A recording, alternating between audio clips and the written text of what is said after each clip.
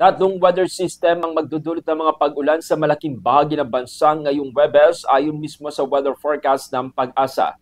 Kasabay nito, naglabas ang ahensya ng heavy rainfall outlook para sa bahagi ng Apayao at Cagayan. Sa bulletin na inilabas ng Pag-asa kaninang alas 4 ng umaga, tinukoy nito ang tatlong weather system, ang Intertropical Convergence Zone o yung ITCZ sa Southern Mindanao, ang shoreline sa eastern section ng Northern Luzon at ang Northeast Monsoon o amihan sa bahagi naman ng Hilagang Luzon.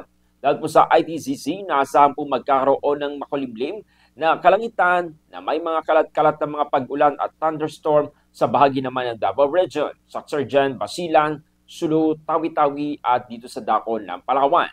Samantala, ang shoreline ay magdudulot naman ng mga cloud-day skies na may scattered rains at isolated thunderstorm sa bahagi ng Cordillera, Cagayan, Isabela, Nueva Vizcaya, Quirino at Aurora.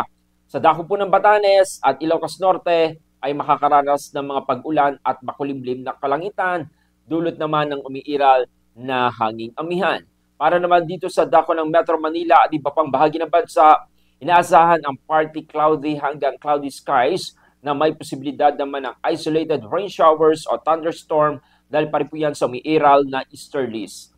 Sa heavy rainfall outlook na inilabas kanina para sa shoreline, tinatayang aabot sa 50 hanggang 100 millimeters ang pag-ulan sa Apayao at Cagayan sa Huwebes at araw ng Biyernes. Dahil dito, posible po ang mga lokal na pagbaha sa mga urbanized, mababang lugar at malapit sa ilog. Maaari po magkaroon din ng lindol o landslide sa mga lugar na mataas ang landslide. Ayon po yan mismo sa Pag-asa.